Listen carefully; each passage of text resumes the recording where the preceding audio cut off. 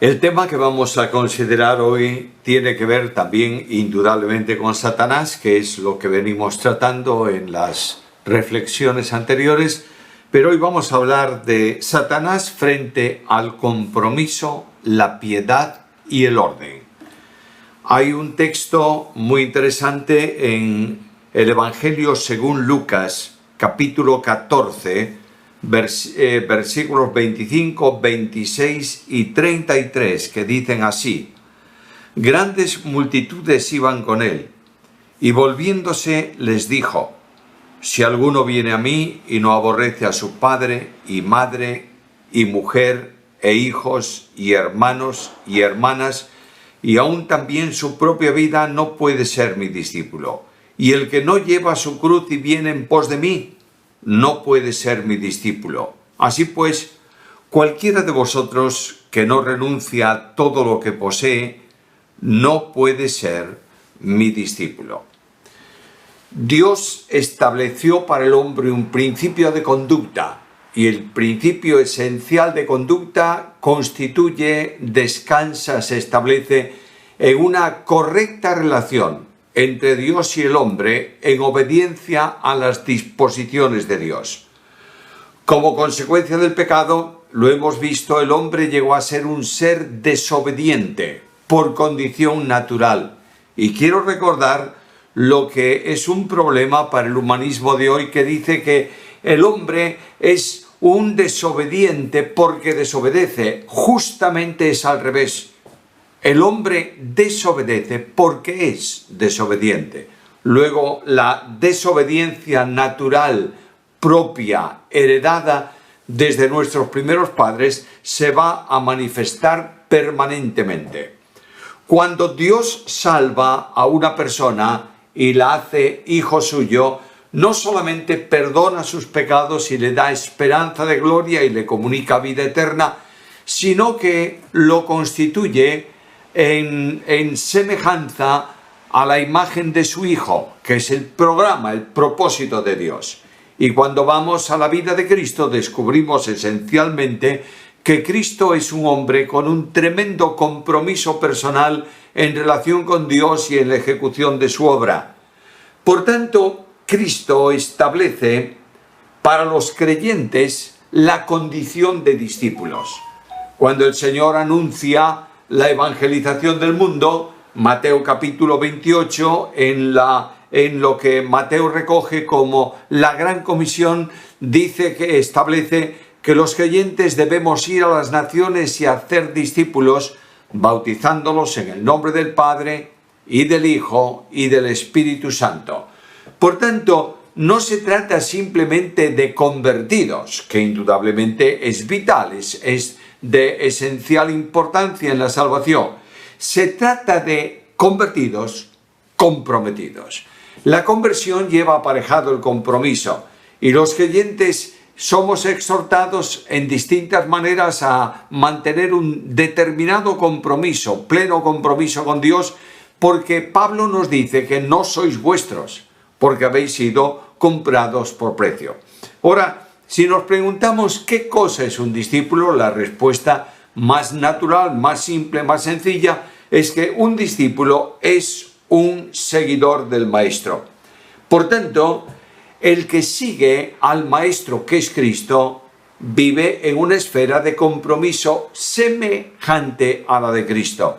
Y cuando yo me pregunto cuál fue el compromiso de Cristo, la Biblia me responde diciendo que se hizo hombre, tomó la forma de siervo, haciéndose semejante a los hombres, y estando en la condición de hombre, se humilló a sí mismo, haciéndose obediente hasta la muerte y muerte de cruz. Y Pablo nos dice que nosotros somos hechos semejantes a Cristo en su muerte. Y la demanda en este sentido de compromiso es muy clara. Vas al libro de Apocalipsis, capítulo 2, en el versículo 10, y lees aquellas palabras en donde el Señor dice: sé fiel hasta la muerte y yo te daré la corona de la vida. Voy a leer el texto para no citarlo de cualquier manera. Capítulo 2, versículo 10, Apocalipsis 2, 10. No temas en nada lo que vas a padecer. He aquí el diablo echará a algunos de vosotros en la cárcel para que seáis probados y tendréis tribulación por 10 días. Sé fiel hasta la muerte y yo te daré la corona de la vida. De manera que ser discípulo no es una opción, es una condición. El creyente es discípulo de Cristo porque fue comprado al precio de la sangre de Cristo y ya no es suyo, es un seguidor del Maestro. Las principales características del discípulo en el Nuevo Testamento se pueden establecer de esta manera. En primer lugar, el discípulo es discípulo cuando manifiesta un amor supremo, total hacia el Maestro.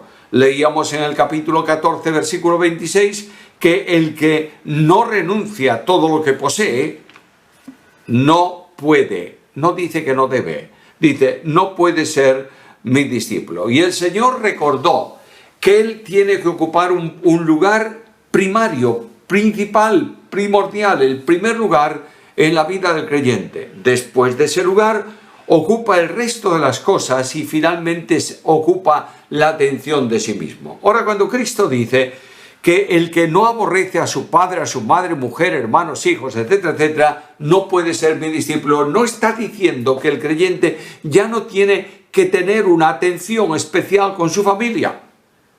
El apóstol Pablo dice que aquel que no cuida de los suyos, especialmente de los de su casa, es peor que un infiel. Pero lo que sí tengo que tener claro es que el objetivo fundamental de la vida del creyente es caminar los pasos del Maestro. Y algunos dicen, ves, cuando yo sigo a Cristo, primeramente la familia ocupa un segundo lugar. Escucha, por favor, la vida de Cristo. El Señor Jesús le dice un día, mira, tu madre y tus hermanos están ahí afuera y te buscan. Y él respondió, ¿quién es mi madre y mis hermanos? Son aquellos que hacen la voluntad de Dios, aquellos que creen, aquellos que siguen a Dios. No significa que la madre y los hermanos estaban excluidos de ellos, sino simplemente que la madre y los hermanos no ocupan un lugar prioritario, principal, absoluto. El primer lugar en la vida del creyente lo ocupa Dios. Pero cuando tú sigues a Cristo, ¿Cristo se ocupó de los suyos? Naturalmente que sí. ¿Cristo respetó a su madre? Por supuesto que sí. ¿Cristo enseñó la fidelidad a la mujer? Naturalmente. Y en el último instante de su vida en la cruz, viendo allí a su madre, la encomienda al cuidado de su discípulo Juan. Y a ella la pone en una relación casi como si fuese realmente su hijo en relación con Juan. Ahora, Cristo encarga al creyente algo más. Y dice que aquel que no toma su cruz cada día y viene en pos de él no puede ser su discípulo. No nos pide Cristo en absoluto que tomemos su cruz. Nos pide que nosotros tomemos nuestra cruz y le sigamos a él. Cuando nosotros tomamos nuestra cruz para seguir a Cristo, la fidelidad del compromiso de seguir a Cristo, que tiene que ver con tomar la cruz personal de cada uno de nosotros, es algo muy sencillo de entender. La cruz marca un antes y un después. Esa cruz anteriormente nos sitúa en una posición de perdidos, después de ella nos coloca en una posición de hijos. Antes éramos nosotros dueños de nuestra vida y hacíamos lo que queríamos con ella, aunque indudablemente estábamos bajo el control del pecado.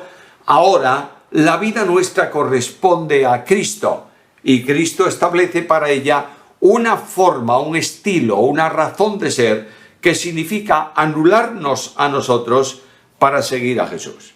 Es muy interesante un pasaje que está en Juan capítulo 8, versículo 31, en donde Jesús dice, y notad esto, dice a los judíos que habían creído en él. La construcción de la frase es muy interesante porque coloca el verbo y después el pronombre, como es a veces muy habitual en griego. Dice, Cristo dijo a los que creyeronle, es decir, a los que creyeron no solamente a él, sino a lo que él decía, y da a entender que se trataba de creyentes de mente y no tanto de corazón. Si vosotros permanecéis en mi palabra, seréis verdaderamente mis discípulos. Luego, la permanencia en la palabra es condición esencial del discípulo de Jesucristo. El discípulo está vinculado a Cristo y como Cristo estaba vinculado a la palabra, el creyente lo está también a Él. Permanecer en la palabra significa esencialmente que nosotros estemos unidos a la palabra en aceptación personal y en obediencia completa a ella. Cuando se habla de permanecer en los escritos de Juan, se habla más que de una continuidad, de una verdadera relación de comunión e incluso de inmanencia. De manera que la palabra ha sido implantada en nosotros, está en nosotros. Nosotros hemos sido colocados en la palabra y esta primera relación de vinculación con la Biblia es parte esencial del discípulo. ¿Por qué? Porque Cristo dijo que toda su enseñanza descansaba en la palabra. En Juan capítulo 17, Cristo dice al Padre, la palabra que me diste, les he dado. No podemos desvincular vida cristiana y palabra. Permíteme recordarlo y enfatizarlo en cuanto me sea posible. Estamos viviendo un tiempo en donde la Biblia está perdiendo la razón de ser en la iglesia, en la familia y en el creyente. Cada vez se lee menos la Biblia, cada vez se predica menos de la Biblia y Satanás está entusiasmado con personas que desconocen la Biblia. Les es muy fácil entrar en un diálogo diabólico para torcer la orientación de los creyentes. Las iglesias tienen a veces serios problemas porque no están constituidas por discípulos maduros, sino por niños en Cristo. Y la Biblia nos enseña que el infantilismo espiritual se establece, descansa, surge, se produce por el desconocimiento de la Biblia. Ahora, Satanás, que conoce que el compromiso es seguir al Maestro, amar al Maestro, oír su palabra, obedecer su palabra, va a procurar desvirtuar el compromiso del discipulado. A Satanás no le importa que existan discípulos nominales, pero va a luchar contra los verdaderos discípulos y presentará las exigencias de la palabra y las exigencias de Jesús como excesivas para el cumplimiento de los creyentes. Miremos un momento Juan capítulo 6, versículo 60. Juan 6, versículo 60 nos dice,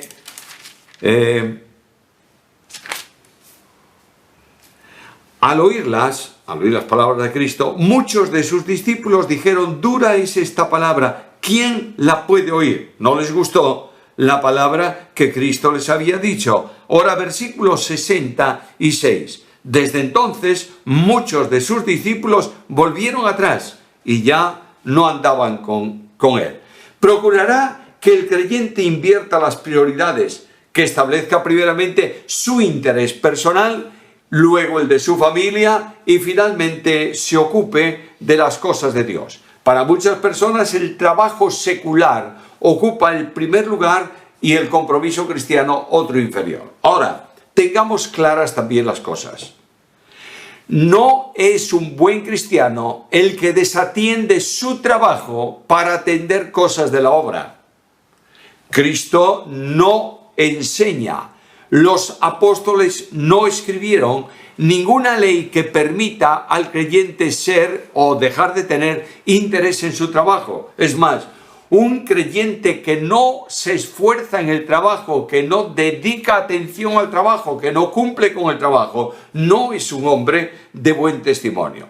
Satanás va a procurar quitar del creyente el pensamiento también de sufrir por Cristo. Y el pensamiento de sufrir con Cristo forma parte de la enseñanza general de la Escritura, capítulo 15 de Juan y versículo 20. Juan 15, 20. Acordaos de la palabra que yo os he dicho, el siervo no es mayor que su Señor. Si a mí me han perseguido, también a vosotros os perseguirán. Si han guardado mi palabra, también guardarán la vuestra. De manera que el Señor fue probado en el área del sufrimiento y fue tentado también en relación con el sufrimiento. Recordáis que cuando hablábamos de las tentaciones de Jesús, en una de ellas Satanás le ofrece entregarle los reinos del mundo y su gloria. Alcanzar el control de los reinos del mundo y su gloria, cuyo gobierno estaba entregado por el hombre a Satanás, representaba un combate singular en la cruz del Calvario. Satanás le propone eliminar el sufrimiento para obtener una recompensa por otro camino. Por tanto, la vida del creyente que busca no sufrir por Cristo, que tiene como objetivo una vida de comodidad frente a las circunstancias adversas propias del creyente, no ha entendido la realidad del discipulado y está siendo movido por mano de Satanás. Ahora, Satanás, que habla o que actúa contra el compromiso, actúa también contra la piedad. Recordemos que la piedad es la piedra angular de la vida cristiana. Vamos a la carta primera de Pablo a Timoteo, capítulo 4. Primera carta a Timoteo, capítulo 4, versículos 7 y 8, y dice así, el apóstol Pablo: he peleado la buena batalla, he acabado la carrera, he guardado la fe. Por lo demás me está guardada la corona de justicia, la cual me dará el Señor juez justo en aquel día, no solo a mí, sino también a todos los que aman su venida. Por tanto, la vida de piedad, el guardar la fe, que es esencialmente la vida de piedad, el vivir conforme a la normativa establecida por Dios, el desarrollar una vida en comunión con Dios, forma parte esencial de la vida cristiana. Y la vida cristiana tiene que desarrollarse en el área de la piedad. La verdadera piedad no consiste en asuntos religiosos, sino en una vida que refleja la conducta, las perfecciones de Jesús, que nos ha dejado como ejemplo personal. Satanás va a procurar hacer pensar al creyente que la vida de piedad tiene que ver con asuntos de religión y con manifestaciones visibles, de manera que lo que va a hacer, lo que va a inducir es a un pensamiento erróneo, y es que lo importante en el culto son las formas, aunque el corazón no esté integrado en él. Hay personas que luchan por las formas del culto y creen que la forma que ellos tienen, valga la redundancia, para hacer el culto es la forma correcta, porque así la hicieron sus padres, así se la enseñaron los fundadores de la iglesia. En la Biblia no hay un sistema que comience con un canto y siga una oración y luego otro canto, y por supuesto haya los anuncios, imposible de sustituirse en ningún culto, y finalmente el mensaje más o menos importante y luego todos para casa. El culto es la entrega sin condiciones del creyente a Dios en adoración, que se puede procesar, se puede manifestar de distintas maneras. Y va a procurar Satanás desviar la atención de la adoración a Dios con el cumplimiento de las formas en las que hemos sido enseñadas.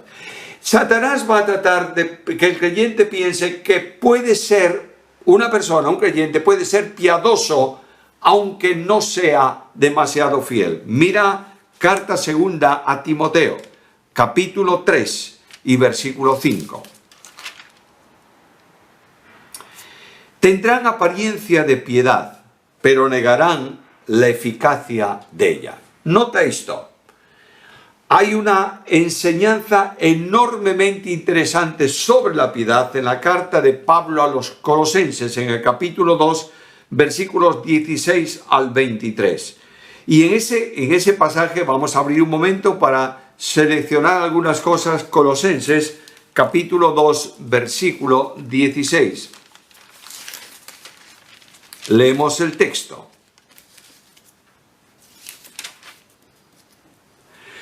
Por tanto, nadie os juzgue en comida o en bebida o en cuanto a días de fiesta, luna nueva o días de reposo.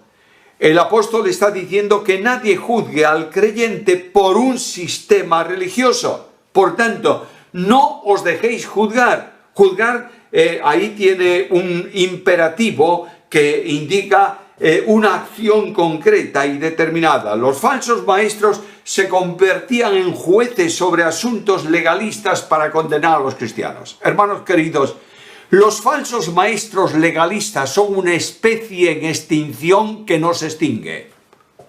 De manera que hay muchos legalistas 100% que sitúan la razón de ser de un culto, de la práctica de vida cristiana, de cualquier cosa, en razón a tradiciones. Y notad lo que dice el apóstol Pablo: nadie os juzgue en comida o en bebida. Había una multitud tremenda de prohibiciones tocantes en la antigua dispensación, tocantes a animales limpios, animales inmundos, y Cristo enseñó a Pedro la cancelación de esas prohibiciones y dice que todo es limpio con tal de que se coma con acción de gracias. Yo sé que hay muchos creyentes, o por lo menos algunos, que consideran que las prohibiciones legales, las prohibiciones que la ley establecía, siguen vigentes hoy. Claro, estas personas suelen comer, por ejemplo, asuntos que les gustan, pero se evitan, se privan de otros que son distintos. La abstención del vino era cuestión de los nazareos, pero Cristo Jesús participó de él con moderación. La Biblia te dice hoy, ten cuidado porque Satanás procura que tu vida de piedad sea una apariencia. Y yo soy así porque no bebo una cerveza o porque no tomo un vaso de vino y soy más santo que los otros. Cuando tú piensas que eres mejor que tu hermano, estás en un grave problema espiritual. Dice que Pablo: tampoco os juzguen por días de fiesta, y posiblemente estén referidas a las grandes fiestas judías como Pentecostés, la Pascua, los tabernáculos, etcétera, etcétera. Quiero recordaros o deciros lo que seguramente vosotros conocéis muy bien, todos los que estáis escuchando esta reflexión en este momento. En nuestros días sigue haciéndose mención a los días de fiesta de los judíos como las únicas fiestas que los creyentes tienen que guardar. ¿Qué enormes discusiones se están produciendo hoy en día todavía por la cuestión de la Navidad? De manera que la Navidad es una fiesta pagana. Tenemos que celebrar la fiesta del Pentecostés o de la Pascua, de los tabernáculos, fiestas que tipificaban, expresaban algo que iba a venir y que se han cumplido en Cristo. No podemos celebrar cumpleaños porque estamos alabando al hombre. Déjate de necedades, por favor. Es verdad que Cristo no nació el 25 de diciembre, eso lo sabemos todos.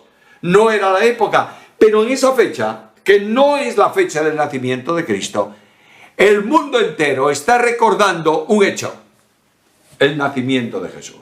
Ah, no, es que la Navidad es la adoración al árbol.